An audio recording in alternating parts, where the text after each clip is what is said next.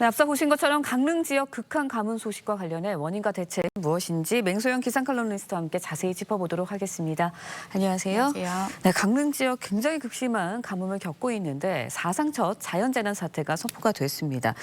이번 여름에 전국 곳곳에 물난리를 겪긴 했어요. 하지만 강릉만 유독 심하게 가뭄을 겪고 있는 것 같은데 이유가 뭔가요? 일단 가뭄이 찾아온 원인은 크게 네. 두 가지로 나눌 수 있습니다. 내린 비의 양이 적었다는 거, 그리고 내린 비의 수자원 확보를 어떻게 잘했는지에 대한 문제인데요. 일단 첫 번째, 많이 더웠죠, 올여름. 그렇죠. 이렇게 많은 더위와 함께 바람의 방향이 강원 영동 지역, 특히 강릉 네. 지역에 많은 양의 비를 뿌리지 못하게 만들었던 기상적인 그 기압 배치를 만들었다는 게 가장 큰 원인이 될 수 있습니다. 그러니까 우리나라의 더운 공기가 가득 메우게 되면은 보통 서풍 계열 또는 남서풍의 계열의 바람이 불게 되는데 강원 이제 영동 지역 같은 경우는 영동이라고 하는 거는 고개 동쪽이거든요. 근데 이런 바람들이 산맥을 한번 타고 넘게 되면은 더 고온 건조해지게 됩니다.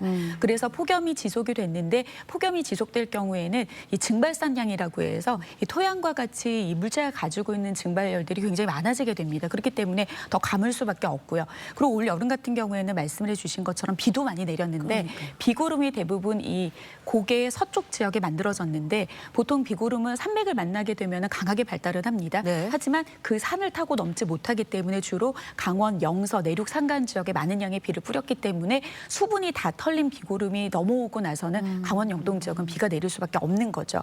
그리고 두 번째로는 수자원 확보가 강원 영동 지역에는 굉장히 중요한 이유가 동서간의 폭이 굉장히 짧고 산세가 굉장히 가파릅니다. 그래서 많은 양의 비가 내렸다 하더라도 수자원을 잘 확보하지 않게 될 경우에는 모든 물들이 이 급한 그 산세를 타고서 바다로 다 모두 흘러가 버리거든요. 그렇기 때문에 이 두 가지가 어떻게 보면 이런 극심한 가뭄을 좀 불러일으켰다라고 볼 수 있겠습니다. 네, 알겠습니다. 지형적인 특징도 있는 것 같은데 이번 강릉 지역 가뭄, 전통적인 가뭄이 아니라 돌발 가뭄으로 분석하기도 합니다. 돌발 가뭄이라는 표현 처음 듣는 것 같은 경향이 있거든요. 어떤 차이가 있는 거예요? 그러니까 말 그대로 돌발적으로 나타나게 되는 거죠. 지금 기후 위기와 관련해서 최근 들어서 이제 등장하게 되는 그런 개념인데요.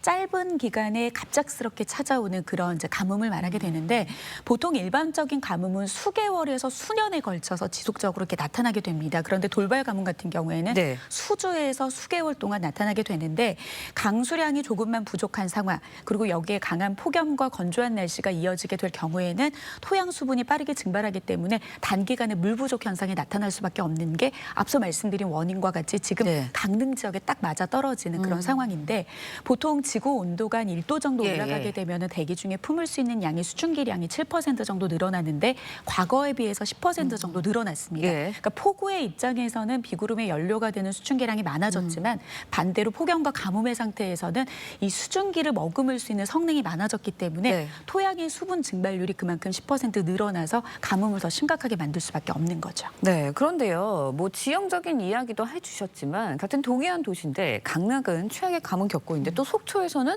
최근에 워터밤 같은 물 축제가 열리기도 했거든요. 이렇게 지형적인 특적으로 가르게 된 가장 큰 원인은 뭔가요? 그렇죠. 강원 영동 지역 같은 경우에는 지형적인 고질적인 문제로 인해서 가뭄이 늘 나타나는 그런 지역인데 속초도 마찬가지로 만성적인 가뭄에 시달렸습니다. 그런데 수자원 확보 채용의 차원에서의 대응과 대비가 조금 강릉보다 남달랐다라고 하는 것이죠.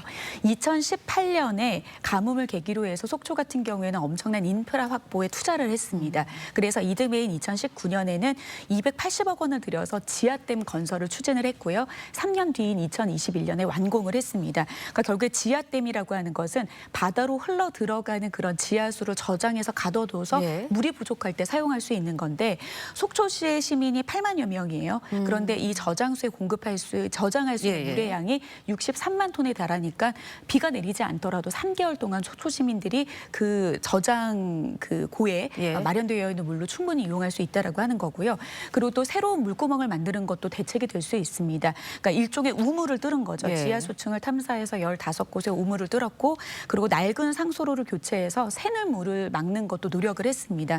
그래서 2021년부터 3년간 낡은 상수관 25km 정도로 교체를 했는데 이렇게 되면 이제 유수율, 그러니까 즉 수돗물이 실제 가정에 공급되는 율이 과거에는 한 59%였는데 이게 92% 수준대로 끌어올렸거든요. 그러니까 전국 평균의 85%의 유수율보다도 훨씬 높은 그런 어떤 이제 대비책을 마련을 했는데 강릉 같은 경우에는 연곡천의 연곡 저수량을 확대하는 네. 그런 계획들을 세우고 있었지만 뭐 예산 부족이다라고 해서 좀 공사가 지지부진해서 좀 어려움이 있습니다. 네, 알겠습니다. 가뭄 이어지면서 이제 강릉 시민들 지난달 23일 기유제까지 지내기도 했습니다. 당분간 강릉에 큰 비 소식이 없다고 하는데 어떤 상황인가요? 비가 언제쯤 내리나요? 지난 밤 사이에 호우주의보가 내렸다 없어지기다를 반복을 하면서 지금 수도권 중부지방을 중심으로는 꽤 많은 양의 비가 내리고 있습니다. 예. 100mm 안팎의 비인데 문제는 앞서 말씀을 드린 것처럼 고개의 서쪽 지역에 비구름이 형성이 되다 보니까 이 비구름들이 다 털리고 난 다음에 영동 지역에 영향을 주는 거라서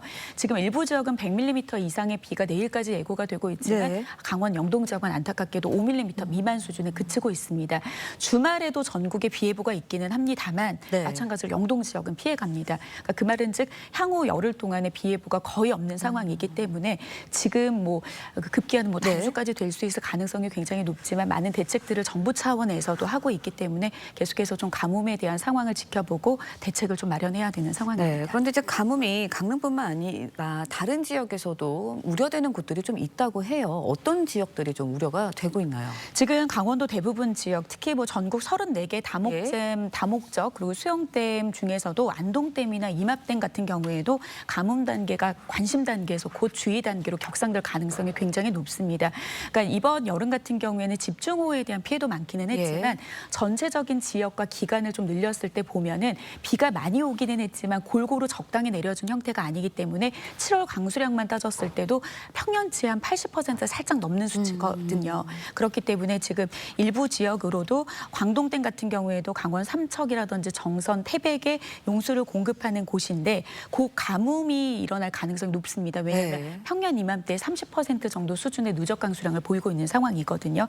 그리고 또 수도권에 물을 공급하는 뭐 소양강댐이나 충주댐도 가뭄 단계, 관심 단계 진입되고 있고 또 가을이 될 경우에는 강수량이 또 줄어드는 시기에 예. 접어들기 때문에 다른 지역들도 강릉뿐만 아니라 가뭄에 대한 사태에 대해서 미리미리 좀 사전에 상황을 지켜보는 게 좋을 것 같습니다. 네, 강릉 지역 뭐 겨울 가뭄도 심해서 이제 산불이 매년 좀 반복되고 있는 상황인데 대책이 필요해 보입니다. 지금까지 맹소영 기상칼럼니스트와 함께 이야기 나눠봤습니다. 오늘 말씀 고맙습니다.